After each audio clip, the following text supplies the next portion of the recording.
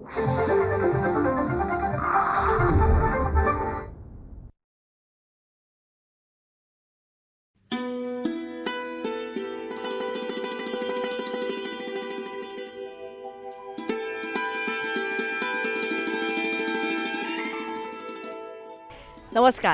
रयतेचा दरबारमध्ये आपणा सगळ्यांचं हार्दिक स्वागत. निरनिराळ्या सकारात्मक प्रयत्नांची माहिती आपण आपल्या ह्या कार्यक्रमातून करून घेत आहोत, ज्याला उत्तम प्रतिसाद आम्हाला मिळत आहे. त्याबद्दल अनेक अनेक धन्यवाद. मंडळी, त्याच अनुषंगाने मागच्या भागासाठी सुद्धा आम्हाला खूप छान प्रतिसाद मिळाला. मागच्या भागामध्ये आपण जगातल्या सर्वात मोठ्या स्वयंसेवी संघटनेविषयी म्हणजेच राष्ट्रीय स्वयंसेवक संघाविषयीची अधिक माहिती जाणून घेतली होती, जी वस्तुनिष्ठ होती किंवा वस्तुस्थितीला अनुसरून होती आणि त्या बाबतीतले अनेक मेसेजेस किंवा प्रतिक्रिया किंवा अभिप्राय आमच्यापर्यंत आलेले आहेत. मुळात RSS म्हणजे काय, त्यांचं सेवा कार्य काय, त्यांची शिस्तप्रियता काय आहे, त्यांचं काम कसं चालतं याविषयीची संपूर्ण माहिती आपण जाणून घेतलेली होती. आणि तसंही बघितलं ना तर कुठल्याही आपत्तीच्या कालखंडामध्ये RSSचा स्वयंसेवक पहिल्यांदा तिथे जातो आणि आपत्ती संपल्यानंतर शेवटी तिथून येतो, अशीही त्यांची खासियत आहे. याविषयी आपण जाणून घेतलं होतं. अशाच प्रकारे वेगवेगळ्या विषयांवरची माहिती जर का तुम्हाला जाणून घ्यायची असेल ना तर रयतेचा दरबारचा प्रत्येक एपिसोड आपण सगळ्यांनी बघायला पाहिजे. त्यासाठीच एकमेकांना मदत करू, एकमेकांची काळजी घेऊया आणि सगळ्यांचं जगणं समृद्ध करूया. त्यासाठीच रयतेचा दरबार.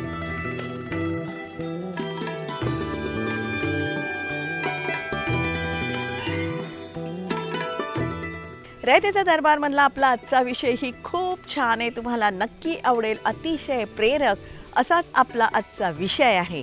आपला आजचा विषय आहे झेडपी विषयी. पुणे झेडपी विषयी आज आपण जाणून घेणार आहोत. म्हणजेच पुणे जिल्हा परिषदेच्या शाळांचा आपला आजचा विषय आहे. त्यातूनही पुण्याच्या जिल्हा परिषद शाळांची नेमकी वस्तुस्थिती काय आहे ना ते आपण जाणून घेणार आहोत. आणि ही वस्तुस्थिती मांडली आहे पुणे जिल्हा परिषदेचे मुख्य कार्यकारी अधिकारी गजानन पाटील सरांनी.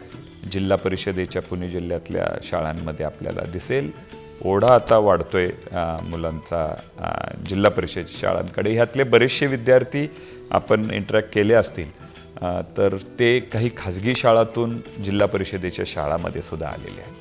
काही पालकांनी मुद्दामून त्यांना घातलेला. आमच्याकडे पुणे जिल्ह्यामध्ये सर्वसाधारणपणे आता ह्या सगळ्याच्या परिपाक बघितला तर जवळपास 35 शाळा अशा आहेत की ज्याच्यामध्ये 100पेक्षा जास्त मुलांचं ॲडमिशनसाठी वेटिंग आहे. म्हणजे पहिली वेळ अशी असेल की सरकारी शाळांमध्ये सुद्धा वेटिंग आहे. आणि पुण्याच्या झेडपी शाळांमध्ये वेटिंग आहे आणि अनेक खाजगी शाळातली मुलं झेडपीच्या शाळेमध्ये आलेली आहेत, हे सत्य आहे. आणि या मागची नेमकी कारणं काय आहेत, प्रयत्न काय आहेत, उपाय काय आहेत, हे आज आपण जाणून घेणार आहोत. मंडळी, या सगळ्या शाळांमध्ये मोफत शिक्षण आहे, जेवण आहे, इतरही सोयी सुविधा आहेत. पण त्याही पेक्षा महत्त्वाचं म्हणजे संस्कार आहेत आणि या संस्कारांमधून इथे व्यक्तिमत्व घडवली जातात. अनेकांची स्वप्न यातून पुरीही होत आहेत. मी एरोप्लेनमध्ये बसलेत आणि मी नासाला झाले असे स्वप्न पडतात. मंडळी, हिचं हे स्वप्न पूर्ण झालं आहे.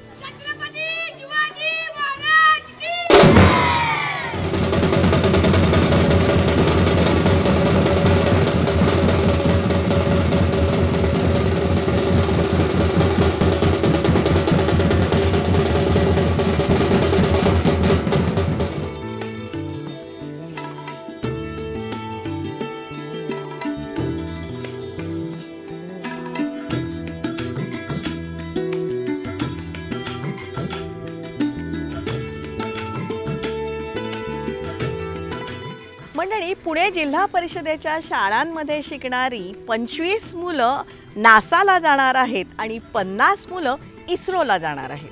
आपल्या जिल्हा परिषदेतल्या विद्यार्थ्यांचं सर्वसाधारणपणे गुणवत्ता वाढावी, सायन्सचा दृष्टिकोन वाढावा, ज्याला आपण सायन्स टेम्परामेंट म्हणतो, हे वाढावं. ह्याच्यासाठी मग आम्ही एक नवीन प्रयोग करायचा ठरवला, जे आपल्या जिल्हा परिषदेच्या शाळेमधल्या विद्यार्थ्यांना नासाची आणि इस्रोची भेट घडवून आणण्यासाठी. याच्यामधून काय लगेच सायंटिस्ट तयार होणार नाहीत, मात्र त्यांचा एक दृष्टिकोन निर्माण होईल, त्यांची उत्सुकता निर्माण होईल आणि त्या एकंदरीतच शास्त्र आणि सायन्स ह्याच्या संदर्भातली आवड निर्माण होईल, हा त्याच्या मागचा हेतू आहे. किती छान ना. इतक्या लहान वयामध्ये स्वतःच्या गुणवत्तेच्या जोरावर थेट अमेरिकेला जायचं आणि त्यासाठीच ही सगळी मुलं आणि त्यांचे पालक भारलेले आहेत. प्रचंड मोठी संधी या सगळ्या मुलांना मिळालेली आहे आणि त्यासाठी पुणे जिल्हा परिषदेनं 303 मॉडेल स्कूलचा एक प्रकल्प हाती घेतलेला आहे. मात्र जर आता आपण जे काय आता वरिष्ठ स्तरावर काम करणारे अधिकारी असतील, पदाधिकारी असतील, राजकीय नेते असतील, ते बहुतांश लोकांनी जिल्हा परिषदेच्या शाळेमध्ये शिक्षण घेतले, ही वस्तुस्थिती आहे. मात्र आत्ता जे परिस्थिती ह्याच्यामध्ये आपल्याला मार्क काढण्यासाठी म्हणा किंवा आपला शैक्षणिक दर्जा सुधारण्यासाठी पुणे जिल्ह्यामध्ये माननीय उपमुख्यमंत्री महोदय जे पुण्याचे पालकमंत्री आहेत त्यांच्या सूचनेनुसार आपण पुणे मॉडेल स्कूलचा प्रकल्प घेतला. त्यामध्ये बरेचसे कंपोनंट्स आहेत. स्पोर्ट्स आहेत, शालेय गुणवत्ता वाढीसाठी FLNचा प्रोग्राम घेतला आहे. आम्ही प्रत्येक केंद्रातली एक शाळा निवडून तिथे म्हणजे 303 शाळा निवडून तिथे अत्याधुनिक सुविधा द्यायचा प्रयत्न करतोय, ज्याला आपण इन्फ्रास्ट्रक्चर म्हणतो. म्हणजे शाळेचे buildings, toilet blocks, handwash area, science and technology lab, computer lab, library, grounds, stage वगैरे ह्या सगळ्या गोष्टी आपण त्यामध्ये घेतल्या आणि त्याची कामं चालू आहेत. या प्रकल्पासाठी निधीची उपलब्धताही आहे आणि याला आपल्याला DPCतून, मायनिंगमधून किंवा जिल्हा परिषदेच्या ओन फंड्समधून आणि CSRमधून असं एक सर्व योजनांचं कॉन्व्हर्जन्स करून आपण हा प्रकल्प घेतला होता. संस्कारक्षम वयातल्या ह्या मुलांमध्ये वैज्ञानिक दृष्टिकोन रुजवणे, त्यांची जिज्ञासा वृद्धिंगत करण्यासाठी हा नासा आणि इस्रो भेटीचा प्रकल्प राबवण्यात आला आहे आणि त्यासाठी थेट आयुकाची मदत घेण्यात आली आहे. यासाठी मग माननीय उपमुख्यमंत्री महोदय नंतर सर्व आमदार यांच्या उपस्थितीमध्ये आपण DPCच्या मीटिंगमध्ये आयुकाबरोबर एक MOU केला. आयुकाचे त्यावेळी जयंत नारळीकर साहेब होते, त्यांच्या सूचनेनुसार हा MOU झाला. त्यांनी पूर्ण आयटनरी तयार केली आहे नासा आणि इस्रोच्या व्हिजिटची आणि त्याच्यासाठी त्यांनी परीक्षा घ्यायचं ठरवलं आणि त्याचे क्वेश्चन पेपर त्यांनी सेट केले, त्यांनीच परीक्षा घेतली. ही परीक्षा घेण्यासाठी मग 6वी आणि 7वीतल्या मुलांना एनरोलमेंट करायला सांगितली. सर्वसाधारणपणे 16,121 मुलं त्या परीक्षेला बसली होती आणि 2 MCQ पद्धतीची परीक्षा घेतली, 2 रिटन टेस्ट घेतल्या आणि मग शेवटी इंटरव्ह्यू घेऊन ही मुलं सिलेक्ट केली. त्या 16,000 विद्यार्थ्यांमधून 235 विद्यार्थी आयुकाने इंटरव्ह्यूसाठी बोलवले आणि त्यातले 50 विद्यार्थी सिलेक्ट केले. त्यातले 25 आपण US नासाला पाठवतोय आणि 50 विद्यार्थी हे आपल्या देशातले जे काही संशोधन यंत्रणा इस्रोला पाठवतो. 16,121 विद्यार्थ्यांमध्ये 25 विद्यार्थी नासाला आणि 50 विद्यार्थी इस्रोला जाणार आहेत. या 75 विद्यार्थ्यांच्या व्यतिरिक्त सुद्धा काही विद्यार्थी 235 जे सिलेक्ट केले होते ते उरलेल्या विद्यार्थ्यांसाठी मग आपण बाकीच्या सायन्सचे काही प्रयोग करतो. म्हणजे आयसरच्या व्हिजिट्स आहेत किंवा GMRT खोडदला आहे तिथे व्हिजिट करायची आहे, नेहरू प्लॅनेटोरियम आहे मुंबईला त्यांच्या व्हिजिट्स आहेत. ह्या व्हिजिट्स आणि राष्ट्रपती भवनची व्हिजिट आम्हाला तिथे 14 नोव्हेंबरला म्हणजे बालदिनाच्या दिवशीची वेळ दिलेली आहे. 50 विद्यार्थी आम्ही राष्ट्रपती भवनला पाठवतो. बघा मंडळी, पुण्याच्या ZPच्या शाळांमध्ये प्रवेश घ्या आणि आपापल्या मुलांचं भवितव्य घडवा. या सगळ्या मुलांची पारदर्शक पद्धतीने निवड झालेली आहे आणि यांच्या या परीक्षा घेण्यात आल्या ना, त्या थेट स्पर्धा परीक्षांच्या धर्तीवर घेण्यात आल्या. ह्याच्यामध्ये अतिशय पारदर्शक पद्धतीनं आणि सायंटिफिक वेनं सिलेक्शन केलं. सांगायचं महत्त्वाची गोष्ट ही आहे की जिल्हा परिषदेच्या विद्यार्थ्यांनी पहिल्यांदाच MCQ पद्धतीनं पेपर सोडवले. आपल्या शिक्षकांचा सुद्धा एकंदरीतच अप्रोच, परीक्षा कशा पद्धतीच्या घ्यायच्या आहेत, पुढच्या समाजामध्ये कशा पद्धतीची कॉम्पिटिशन आहे ह्याची एक तयारी त्या निमित्तानं झाली. चांगली गोष्ट आहे. इवन आता काही खाजगी शाळातल्या विद्यार्थ्यांना सुद्धा नासाला जायची ज्यांना संधी मिळत नाही, त्यासाठी आपण हा प्रयोग केला आणि जवळपास 3.5 कोटी रुपये आपल्याला DPCतून मिळाले आणि त्याच्यावरनं हा आपण यशस्वी केला. परीक्षांची आम्हाला अजिबात भीती वाटली नाही असं या सगळ्या मुलांनी आम्हाला सांगितलं. आणि मग त्यातूनच परीक्षा कशी दिली, अभ्यास कसा केला, निवड झाल्यावर घरचे काय म्हणाले, पुढे जाऊन काय करायचं आहे, सगळ्या गोष्टी या मुलांनी आम्हाला सांगितल्या. त्यांच्या पालकांच्याही प्रतिक्रिया बघा. त्यांच्या डोळ्यामध्ये फक्त आनंदाश्रू दिसतील. घरामध्ये मी, माझी बहीण, मला 2 भाऊ चुलत आहेत, मला काकी काका आणि आई वडील आणि माझे आजी आजोबा. आमचे दुकान आहे पान स्टॉल. हो, पण मी आमच्या आईस्क्रीमच्या गाडीवरती बसतो. मावा, गुलकंद, पिस्ता, ड्रायफ्रूट. मला अभिमान आहे, चांगला आहे. त्याच्यात तो शिकतो व्यवस्थित, चांगला आहे. कधी वाटलं होतं का असं? असं वाटलंच नाही ना. तुमचं काय म्हणणं आहे? तुम्हाला, मला वाटतं तुम्हाला हेच महत्वाचं आहे. हेच आता सध्या निवड तर नासाला झालेली आहे. विज्ञानाच्या ओढ असल्यामुळं आणि अभ्यास करत असल्यामुळं शाळेचं पण भरपूर सहकार्य आहे. इस्रो नासाची परीक्षा दिली, त्याच्यात मी इस्रोला जाण्यासाठी माझी निवड झाली. शाळेने पण छान केले आणि त्याचे पहिल्यापासून मेमरी पण फास्ट आहे. हुशार आहे. आता जर का त्याला अजून काही शिकायचं असेल तर तुम्ही शिकवणार का? शिकवणार, पूर्ण काय शिकायचं ते शिकवणार आहे. पहिल्या परीक्षेचा अभ्यास करण्यासाठी मी आमच्या 6वी आणि 7वीच्या पाठ्यपुस्तकातील अभ्यास केला. तसेच दुसऱ्या टप्प्यातील परीक्षा जी होती त्याच्यासाठी आम्हाला 8वी 9वी 10वीच्या ॲस्ट्रॉनॉमीचा देखील अभ्यास करावा लागला. आणि इंटरव्ह्यूसाठी मी इंटरनेटचा वापर केला, गुगलचा, ChatGPTचा वापर केला. आजच्या घडीला माझ्या कुटुंबातील कुणीही आपल्या महाराष्ट्र राज्याच्या बाहेर गेलेलं नाही. माझ्या कुटुंबातील ही माझी कन्या आज 7 समुद्र पार जाते आणि तिने तिच्या उराशी जी काही स्वप्न बाळगलेली आहेत इस्रोच्या सायंटिस्टच्या संबंधानं, याच्याविषयी मला खूप प्राऊड फील होतो आहे. मी अत्यंत स्वतःला भाग्यवान समजतो आहे की माझ्या पोटी भगवंतानं एवढं छान कन्यारत्न दिलं आहे.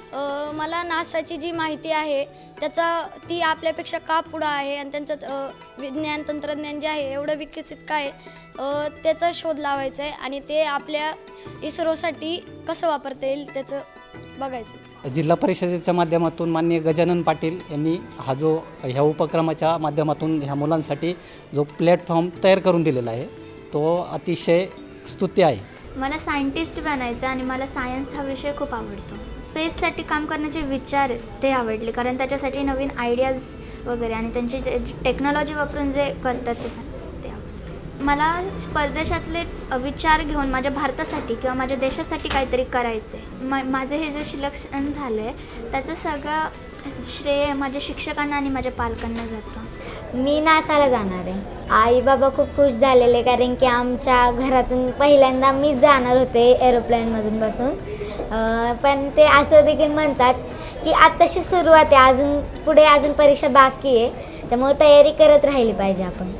मी भारत देशाला सगळ्यात असं कोणत्याही क्षेत्रातून पुढे नेण्याचा प्रयत्न करेन, जेणेकरून अमेरिकेसारख्या देशाला पण टक्कर देण्यात इतका आपला भारत देश प्रगत होईल. सगळ्यांना पेढे वाटले. मग तू स्वतः वाटले? हो. सगळ्यांनी काय आशीर्वाद दिला? सगळे बोलले मला की तू आता एवढं म्हणजे लहान वयात चाललाय तर पुढे जाऊन तो आणखी मोठा होऊ शकतो. मला असं वाटतं की परदेशात शिकून आपल्या देशासाठी केलेलं ते नेहमी चांगलं असतं. खरं म्हटलं तर त्याची परीक्षेची सर्व तयारी शाळेतील सर्व शिक्षकांनीच केली. त्यामध्ये पालकांचा रोल आमचा कमीच होता. सगळ्यात पहिल्यांदा मला रडायलाच आलं, कारण अपेक्षा केली नव्हती एवढी नासासाठी तो सिलेक्शन होईल. त्याला कॉन्फिडन्स होताच का मी होणार म्हणून, पण मला वाटलं लहान आहे अजून 6वीतच येतो आणि एवढी भरपूर मुलं आहेत तर त्याचा नंबर लागेल की नाही ही शंका होती. पण घुले सर म्हणजे त्याचे सर आणि विद्यार्थी दोघांचं कॉन्फिडन्स एवढा होता का नासासाठी त्याचं सिलेक्शन झालंच. खरं म्हटलं तर इन्फ्रास्ट्रक्चरच्या बाबतीमध्ये प्रायव्हेट शाळा चांगल्या असतील, परंतु जो शैक्षणिक दर्जा आहे तो खऱ्या अर्थाने जिल्हा परिषदच्या शाळेमध्ये खूप चांगल्या पद्धतीने त्या ठिकाणी विद्यार्थ्यांकडनं अभ्यास करून घेतला जातो. मी इस्रोला जाणार आहे. मला खूप आनंद होत आहे की मी इस्रो हे कर्नाटक राज्यात बंगळुरू येथे आहे. त्यांना घरच्यांना आनंद झाला की असेच नंबर काढत राहा. घरी आजी, मम्मी, पप्पा, मी. पप्पा शिक्षक आहेत. घरच्यांना खूप आनंद झाला. सर्व शिक्षकांना व सर्व माझ्या आईवडिलांना खूप आनंद झाला होता. काय करतात बाबा? शेतकरी म्हणले की एवढ्या शिखरापर्यंत तू पोचलाय म्हणून लय मोठं नाव झालंय ना, म्हणून खूप आनंद झाला होता. मी कर्नाटक राज्यातील बंगळूर येथे इस्रो या ठिकाणी जाणार आहे. स्वप्न इस्रोमध्ये जाऊन सायंटिस्ट होणे. आई वडील बोलले की तू अशीच प्रगती करीत राहावं, प्रत्येक जी पण परीक्षा येईल त्याच्यात मार्क मिळवत राहा. घरी मग आई आणि वडील शेती आहे तुमची? नाही, शेती आहे पण पप्पा नाही जात शेतात. पुढे जाऊन सायन्समध्ये कोणते चांगले असेल ते. आणि इस्रोमध्ये अब्दुल कलाम तुम्हाला माहिती आहेत का? हां.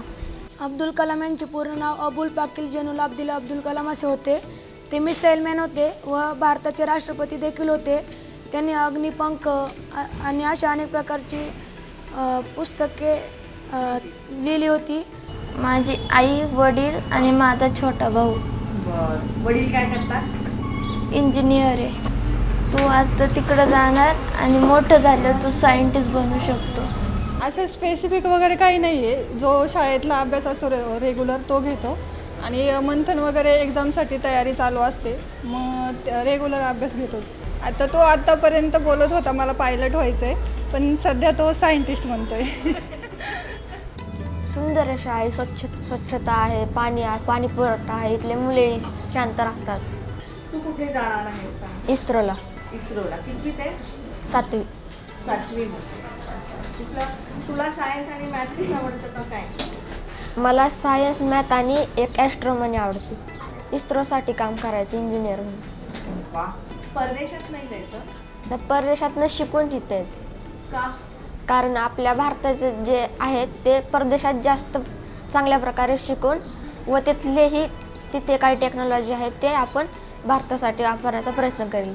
माझे आई बाबा म्हणले की तू आता इतक्या बारक्यापणी इस्रोसाठी तुझी निवड झाली आहे, आता असेच पुढे स्पर्धा परीक्षा दे व भारतासाठी काहीतरी कर. मी भारत देशात राहतो. भारत देश खूप सुंदर आहे. भारत देशात खूप सारी विविधता असून विविधतेत एकता आहे. भारत देशाने आजपर्यंत खूप सारे पराक्रम केले आहेत. मला भारत खूप आवडतो. त्याची 7वीमधून इस्रो परीक्षेमधून त्याला म्हणजे इस्रोमध्ये जाण्याची निवड झालेली त्याची. 7वीपर्यंत आहे, पहिलीपासून ते टॉपर आहे. तर त्यांनी खूप शिकावं अशी माझी पण इच्छा आहे. मला म्हणजे आता सगळ्यात माझी जे त्याच्या म्हणजे शिक्षकांनी म्हणजे भरपूर त्यांनी म्हणजे मेहनत घेतलेली, त्यांच्यासाठी फक्त थँक्यू म्हणू शकतो. मला माझे आई वडील ह्या जगात नाही सध्या, जगात नाहीत ते. मामा मामीकडे. मामा मामींनी काय काय शिकवलं तुला? सगळे म्हणजे त्यांनी प्रोत्साहन दिलं अभ्यासाचं की तू अभ्यास करत जा, हो तर काहीच करू नको पण तू अभ्यास कर. आणि तुला अभ्यास आवडतो? हो. कुठले विषय आवडतात? मला जास्तीत जास्त सायन्स आणि गणित. पुढे होऊन काय करायचंय?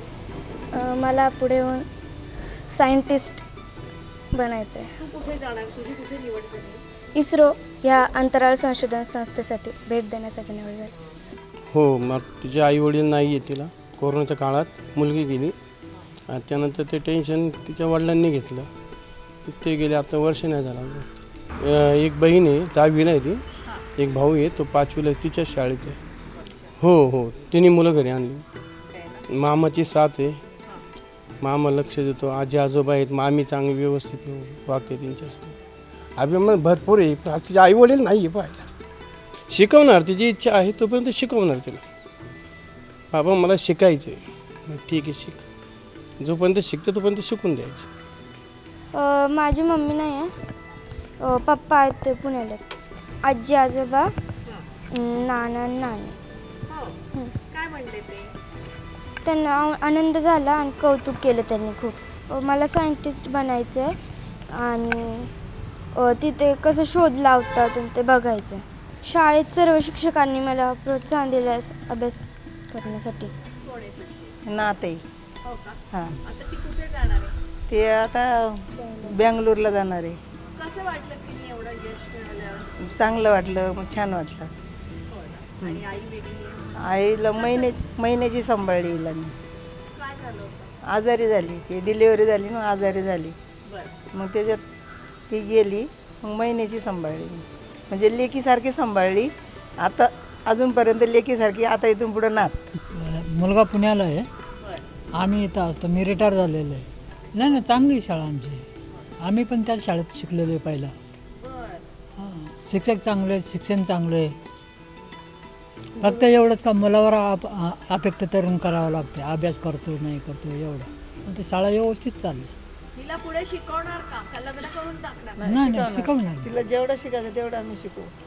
सांगायचं नाही, सांगायचं म्हणजे एकच आहे, मी आहे तो जेवढं शिकल तेवढं मी शिकवल. बस याच्या पुढं काय नाही. निशब्द ना. सर्वांचं भलं होऊ दे, सर्वांना सुख मिळू दे, हीच इच्छा. मंडळी, या उगवत्या पिढीला दिशा देणारे, त्यांची स्वप्न पूर्ण करणारे असे अधिकारी मिळणं हे खरंच भाग्याचं लक्षण आहे. आनंद आहे की आम्ही स्वतःसुद्धा जिल्हा परिषद शाळेत शिकलो आणि आपल्या विद्यार्थ्यांना काहीतरी चांगल्या गोष्टी ज्या जगाच्या कॉम्पिटिशनमध्ये टिकण्यासाठी करावे लागतात ते आपण करायचा प्रयत्न करतो. वस्तुस्थिती आहे की सर्वच जिल्हा परिषद शासकीय शाळेतले विद्यार्थ्यांची संख्या कमी होती, कारण त्यांना एकतर इन्फ्रास्ट्रक्चर खाजगी शाळांच्या सोबतचं आपण कम्पेअर करू शकत नाही किंवा त्या दर्जाचं शिक्षण देऊ शकत नाही, असं सर्वसाधारणपणे समज आहे. मात्र आयुकानं ज्या पद्धतीचे विद्यार्थी निवडले त्यांच्याशी आम्ही इंटरॅक्शन केलं. म्हणजे आमचे विभागीय आयुक्त फुलकुंडवार साहेबांनी आम्ही हे 25 विद्यार्थी, त्यांचे पालक आणि त्यांचे शिक्षक ह्या सर्वांशी इंटरॅक्शन केल्यानंतर आम्हालासुद्धा एक प्रकारचा कॉन्फिडन्स आला की हे जी काही निवडलेले विद्यार्थी आहेत हे एकदम प्रॉपर सिलेक्शननं आलेत आणि हे कुठल्याही खाजगी शाळांच्या विद्यार्थ्यांच्यापेक्षा हुशार आहेत, शार्प आहेत आणि अतिशय ब्रिलियंट आहेत. बघितलात मंडळी, समाजामध्ये अशा खूप चांगल्या गोष्टी घडत असतात, त्या आपण जाणून घेणं अत्यंत महत्त्वाचं असतं. आणि या सगळ्या मुलांशी बोलल्यानंतर एक लक्षात आलं की संस्कार हे अतिशय महत्त्वाचे आहेत. एकत्र कुटुंब पद्धती हा ह्यांच्या यशाचा पाया आहे. सोयी सुविधा कमी असतील पण नात्यांचा भक्कम आधार आहे. म्हणूनच बहिणींच्या मुलींना योग्य दिशा देणारा मामा आपल्याला दिसतो आणि जीवात जीव असेपर्यंत पोरक्या लेकरांना शिकवण्याचं वचन देणारे आजी आजोबा आपल्याला भेटतात. यातूनच समाजाची वीण आपल्याला घट्ट करायची आहे आणि त्यासाठीच रयतेचा दरबार. त्याच अनुषंगाने आपला आजचा विषय तुम्हाला कसा वाटला हे तुम्ही जरूर आम्हाला कळवा. संपर्कासाठी आमचा पत्ता आहे rayatecadarbhar@gmail.com. जरूर आमच्याशी संपर्क साधा. तुमच्याकडे काही माहिती असेल, प्रश्न असतील, सूचना असतील तर तुम्ही आमच्यापर्यंत नक्कीच पोचवा. रयतेचे दरबारमध्ये आत्तापर्यंतचे हे सगळे एपिसोड झालेले आहेत ना, 475च्या आसपास हे सगळे एपिसोड आहेत. हे तुम्ही वारंवार बघू शकता आमच्या यूट्यूब चॅनलवरून. जनतादरबार.zd आणि रयतेचा दरबार या दोन्ही नावांनी आमची यूट्यूब चॅनल आहेत, जी तुम्ही सबस्क्राईब करण्याची गरज आहे. रयतेचा दरबार आम्ही प्रसारित करत असतो दर सोमवारी रात्री 9 वाजता सह्याद्री वाहिनीवरून. सोमवारचाच हा एपिसोड आम्ही पुन्हा प्रसारित करत असतो दर शनिवारी सकाळी 8 वाजता सह्याद्री वाहिनीवरून. सोमवार रात्र 9, शनिवार सकाळ 8 हे जे दोन्ही एपिसोड आहेत ना, हे तुम्ही लाईव्ह बघू शकता सह्याद्री वाहिनीच्या फेसबुक पेजवरून. जरूर बघत राहा, कारण आम्ही ही जी माहिती तुम्हाला सांगतोय ना, या माहितीच्या उपयोगामुळे अनेकांचे लाभ होत आहेत किंवा होऊ शकतात. हा मात्र त्यासाठी रयतेचा दरबारचा प्रत्येक एपिसोड आपण बघायला पाहिजे. त्यासाठीच एकमेकांना मदत करू, एकमेकांची काळजी घेऊया आणि सगळ्यांचं जगणं समृद्ध करूया. त्यासाठीच रयतेचा दरबार.